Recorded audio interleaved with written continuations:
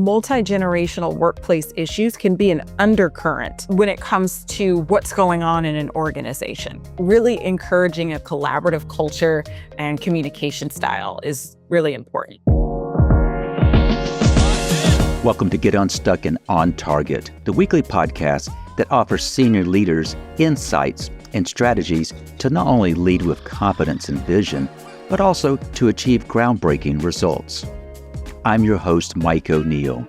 I coach top-level executives on the power of ethical leadership to forge teams to be as united as they are effective.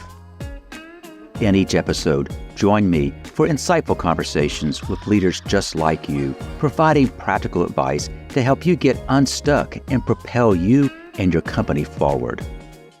Let's get started.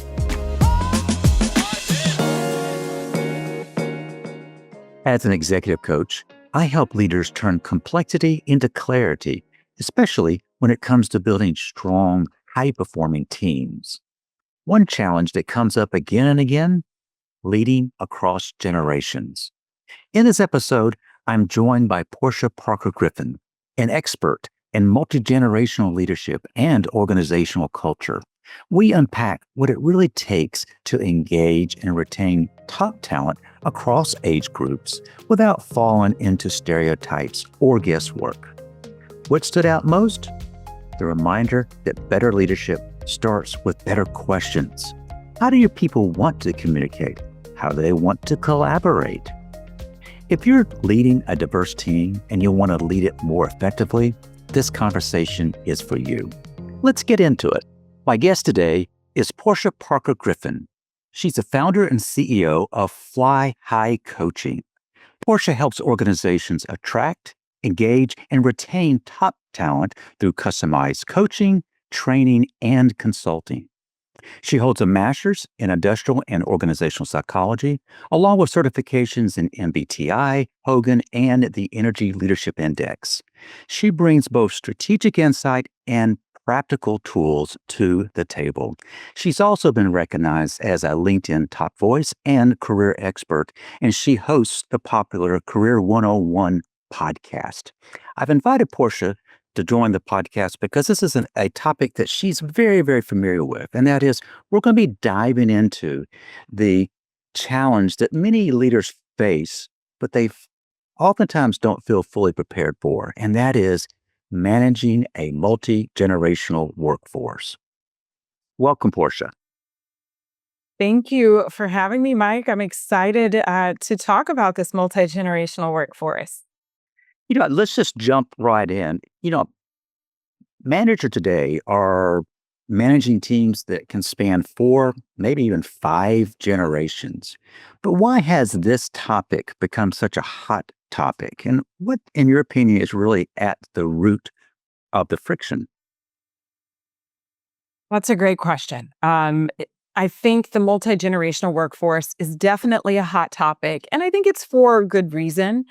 I think now more than ever, leaders and companies really know that they need high levels of engagement from their employees to reach their goals and subsequently increase their profitability, right? The people inside of the organization matter. We see technology change so quickly nowadays. We see economies change, industries change very quickly, and the people are sometimes what is consistent. And you need the people to run the business. So in that, with all the change going on, you have more generations in the workforce, as you pointed out, than before. The kind of idea of reaching retirement age and riding off into the sunset is not the same as it was, 10, 20, 30 plus years ago. So you have more people continuing to work, and then you just have a more diverse group of generations in the workforce. So people are seeing that. And one of the things that I say a lot, Mike, is that multi-generational workplace issues can be an undercurrent when it comes to what's going on in an organization. I'm confident in this conversation. Regular listeners know this is an unscripted conversation, but I know that we're going to be describing some common characteristics, if you would. And so I want to avoid the appearance that we're stereotyping generations per se, but there are a lot of big myths out there. I mean, you hear it. Boomers are resistant to change. Gen Zs, they lack a work ethic. Millennials, they always need praise. But in your opinion, what's the biggest misconceptions that leaders need to unlearn? Ooh, that could be a whole podcast episode, Mike. And you make a great point. There are a lot of generational stereotypes out there. And, as I'm talking today, I think that the bigger picture is to understand that there are commonalities among people in the same generation. And of course, everyone is a unique individual at the same time. Mhm. And so some of the preferences and similarities are usually kind of consistent among a generation and a group. So, holding that duality at the same time as we have that conversation is really important. So, thank you for pointing that out. I really think that one of the biggest overarching takeaways from stereotypes that people get when it comes to generations is they're not like us. They don't understand me. Right. And the specifics of that can change. So, to your point, a lot of boomers, a stereotype is that they are resistant to change, right? And also perhaps judgmental of other people and other groups, kind of blindly trusting organizations and established processes, right? Not necessarily true of every boomer, but a lot of boomers have had perhaps that experience, and it appears that way from other generations, right? So I think, the big picture is that, uh, the unlearning that could go on is thinking that people are so different from you because they're in a different generation and that because they don't understand you. Mm. And I find that that's not necessarily true. In terms of your work with clients, there's multiple paths we could take. One of the thoughts I had is we could talk about the different communication styles of the generations. And specifically, I'm referring to the people who are listening are leaders to this podcast. These are leaders and are kind of asking, all right, what do I do to be a more effective leader? I noted kind of communication styles, and then to some extent, what might very well be described as almost motivational strategies. How might I adapt that would appeal? Um, to what extent are those things that we leaders should be concerned about? You are very astute, Mike, because communication styles and preferences are one of the top things that we see working with organizations, but also that was highlighted in a study. So, LinkedIn does a global talent trends study. Mhm. And a few years ago, they were talking about the multi generational workforce, and they really highlighted three top challenges, and communication style was one of the three.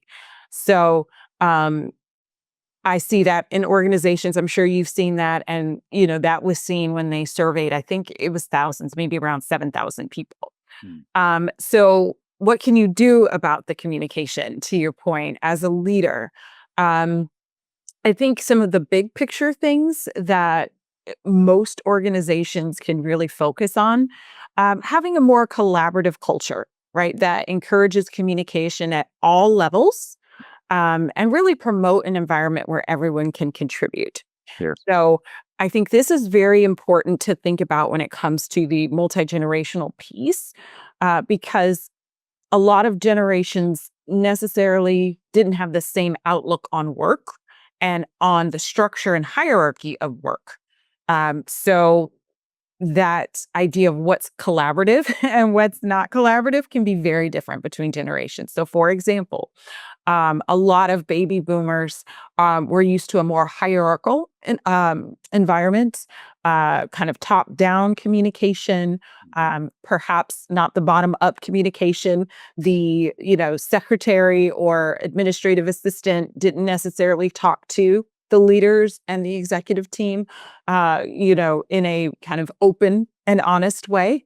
Um, However, a lot of other generations, and when I say a lot, I mean millennials and Gen Zers specifically, they believe that that communication should be happening pretty much all the time. It should be consistent and it should go bottom up, right? So um, everyone should be able to collaborate in that way. So that's just an example, but really encouraging a collaborative culture and communication style is really important.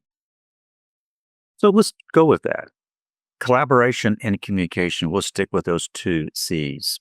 What could you offer our viewers and listeners? It doesn't matter which one you choose, collaboration or communication, but what might be some practical things that you would suggest that leaders be mindful of when it comes to uh, being mindful of adapting to generations without stereotyping?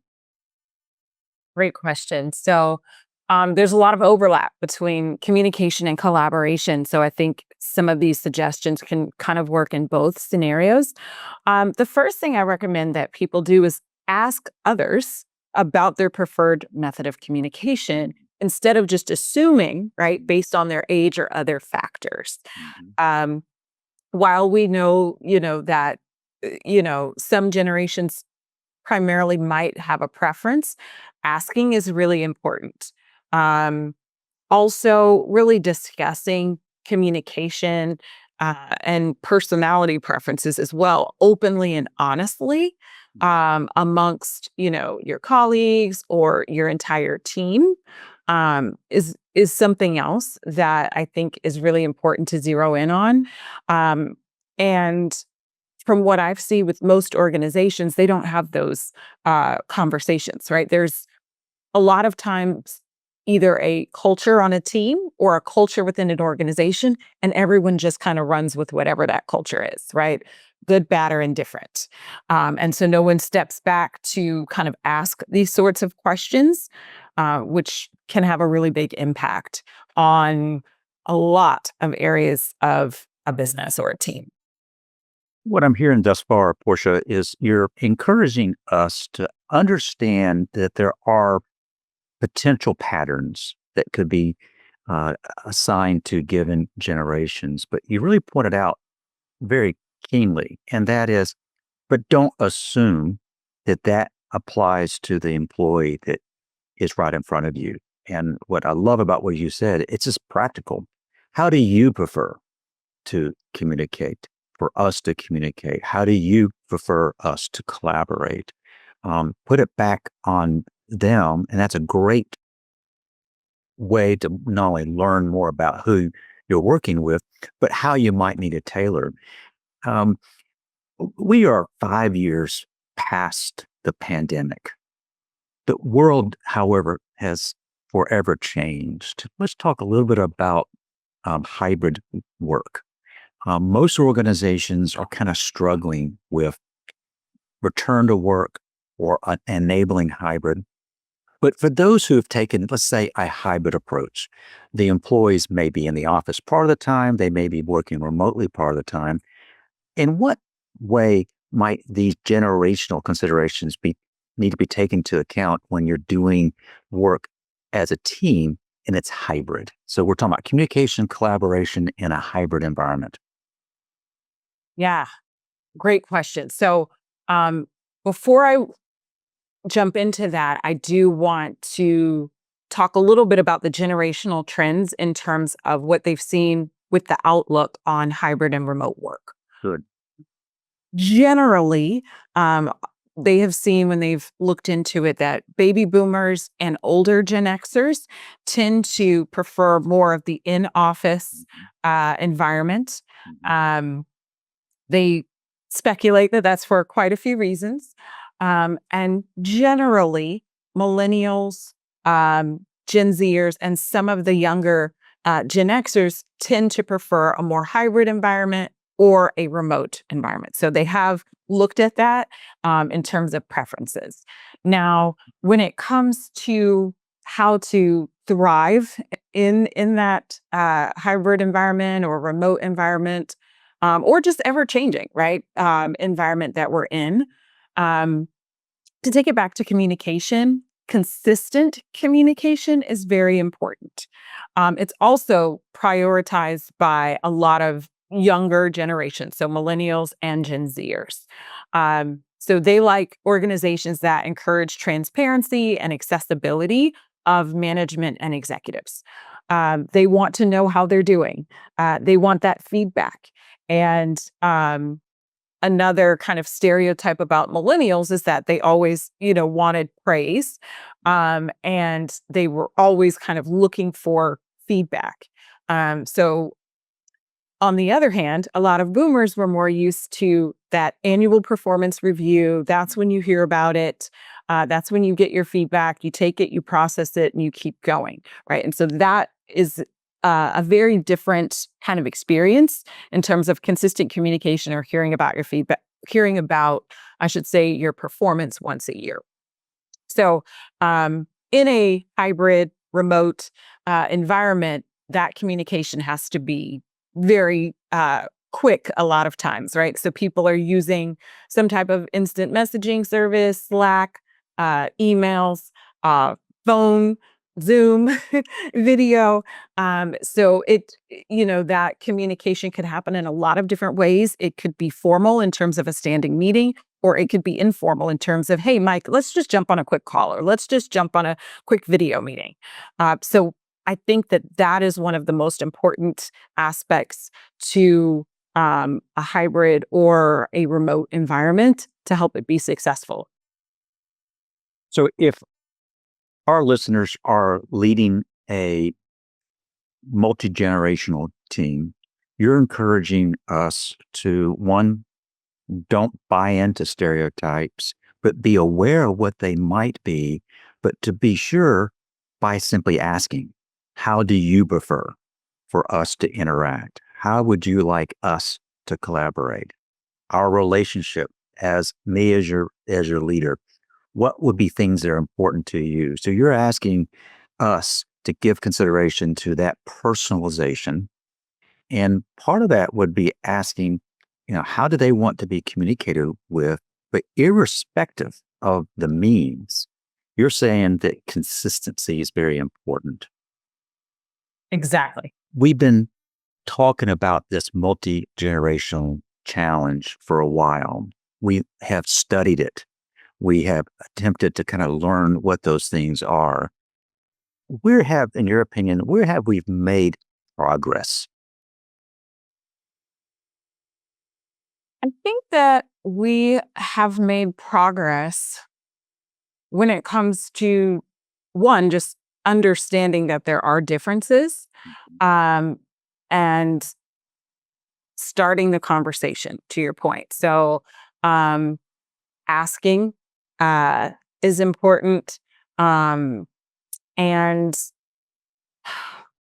I think really getting to the root of how some of the, suggestions, changes, initiatives that might be started as a result of conversations, how they affect an organization's culture as a whole.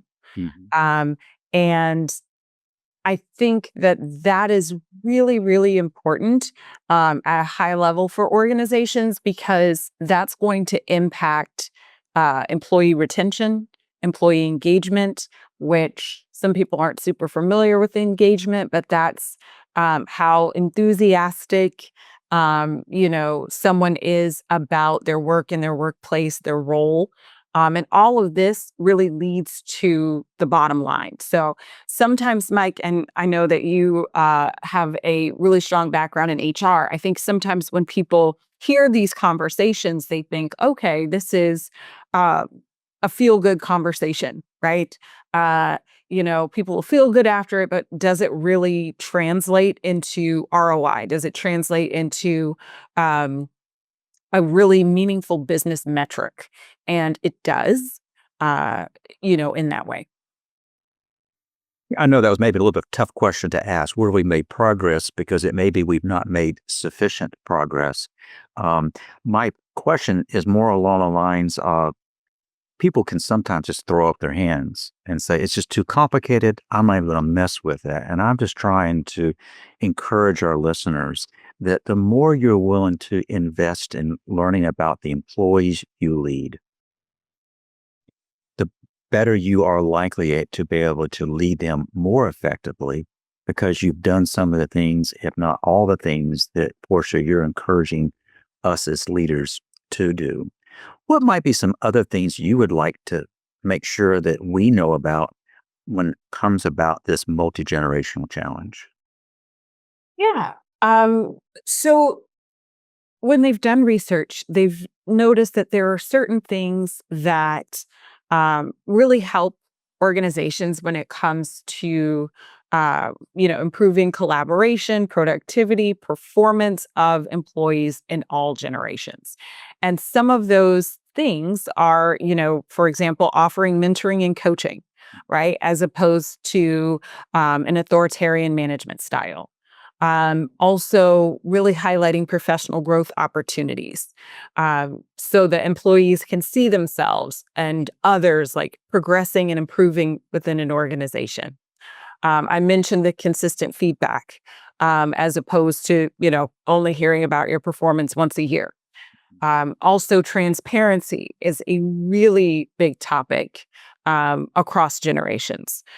So having that transparency within an organization so that everyone can see, what's going on and what difference a company is making, and incorporating those aspects into an organization's culture can really help when it comes to improving performance of all employees. You mentioned mentoring a few minutes ago, and I would think a lot of people would think of mentor, it would be someone older mentoring someone younger, but those roles could be reversed, can they not? Absolutely. Reverse mentoring can be extremely helpful. And they have quite a few case studies of that, Mike. Having someone of a younger generation mentor someone of an older generation. And it could be on a variety of topics. It could be on technology. It could be on, just other aspects that um, those in a different generation might not know as much about. You mentioned that if you were to do that, it would require the leader to kind of check the ego a little bit. But you used the word transparency a few minutes ago by just being open, and that is, I'll use this for example. Let's say it's technology. If technology is kind of overwhelming you as a leader and you want to involve someone who kind of gets that a little bit better, it really is a situation where you are showing vulnerability to even acknowledge that you're struggling with that. But when you begin interacting with this employee, they're going to see you with a new set of lights. And in turn, you're going to see that employee in new ways. And so it really works in such a way that it can build rapport. Um, I think I want to go back to something that you kind of touched on very, very briefly. And I want to go back to the hybrid work environment for a moment. Is it's complicated enough, but when you add the challenges of managing across generations, I've been reading more and more that what has led to a move to employees wanting to go back to work, not because they like the commute, not because they like the cubicle world, but what they have been finding is if they're not physically there, they might not feel seen. They might not feel that what they're contributing is recognized, and that in practical terms, if I want to get promoted, they've concluded I need to be there. Speak to that. Have you seen that? Yes, in some instances, absolutely. And it is about visibility, to your point. So um, people wonder, right, if they are remote or hybrid, so just not in the office all the time, are their contributions being seen? Are their contributions being recognized? Yeah, that is one of the top reasons why they have seen that people do want to be in the office, if that's their choice. You've worked with clients across industries, across size of organizations, but would you be willing to share a moment where this notion of unstuck comes in, where a leader or a organization kind of got stuck, particularly around this theme of a generationally diverse team? Can you think of an example where maybe you've helped either an individual or a team kind of work through those issues? Yes, Mike, and I will tell you about it. And this was actually our very first client, and this uh, organization really helped me see that the multi generational aspect of the conversation is an undercurrent to what's going on. So, this was an architecture and design firm, and the founder was a Gen Xer.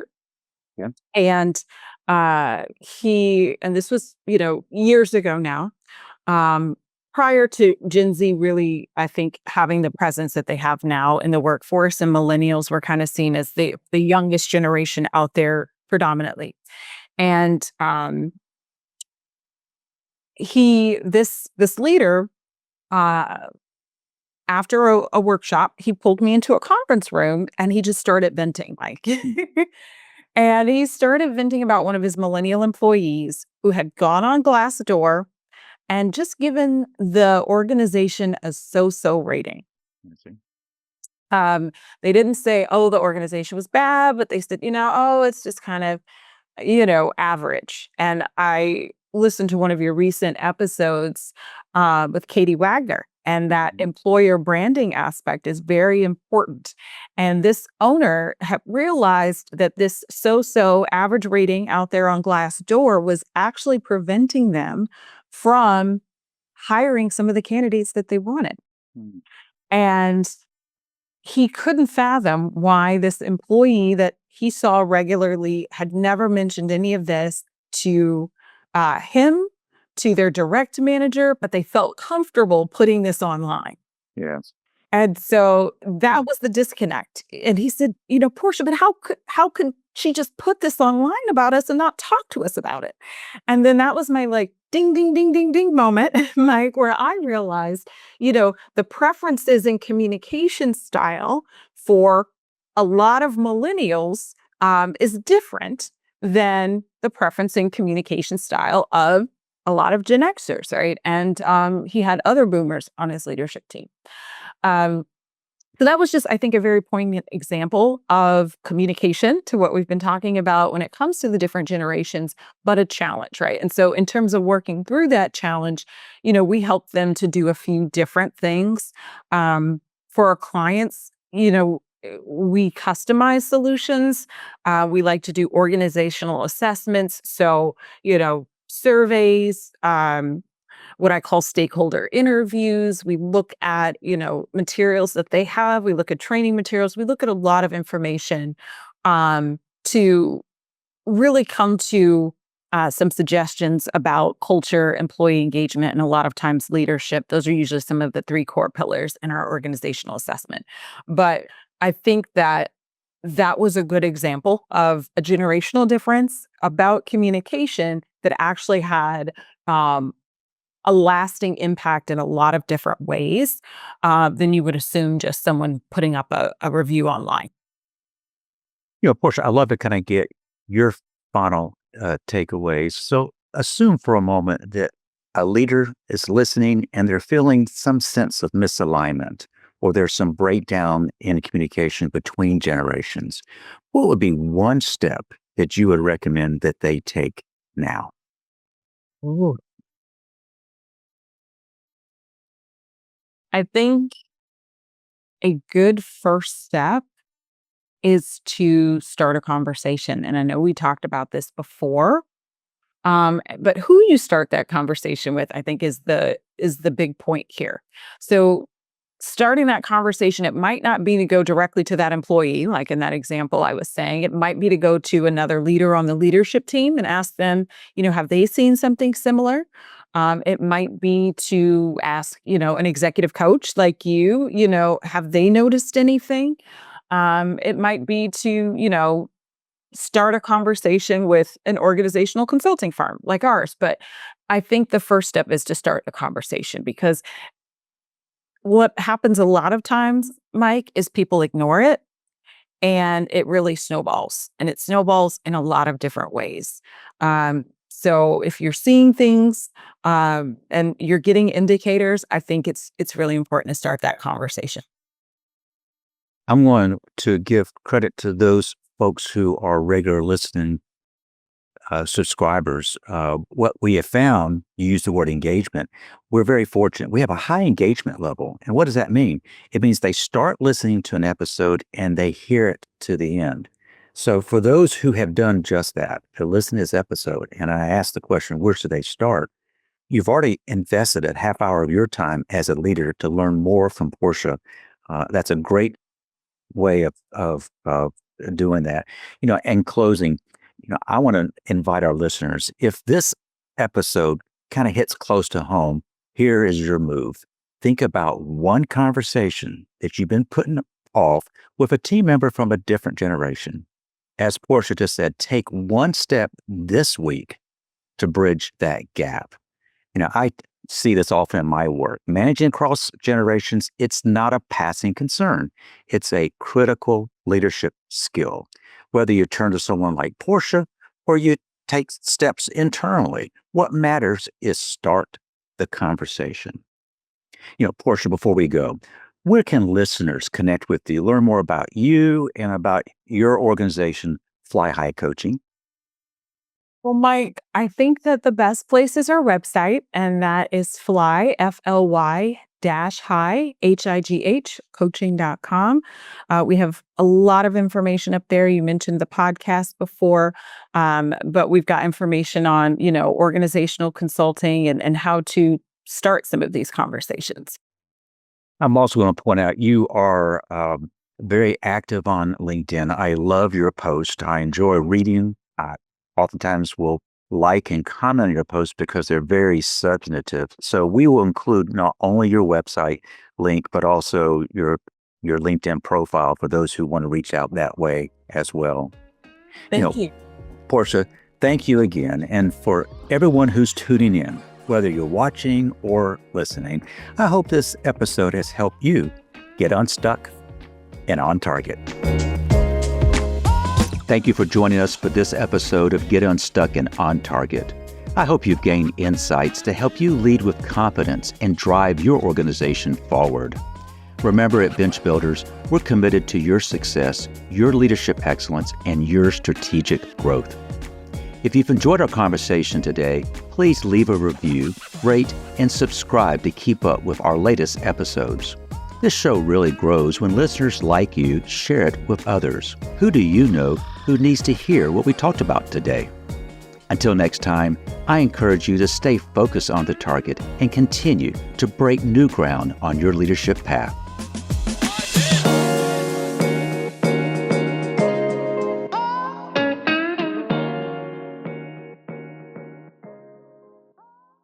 This show is powered by Media Leads.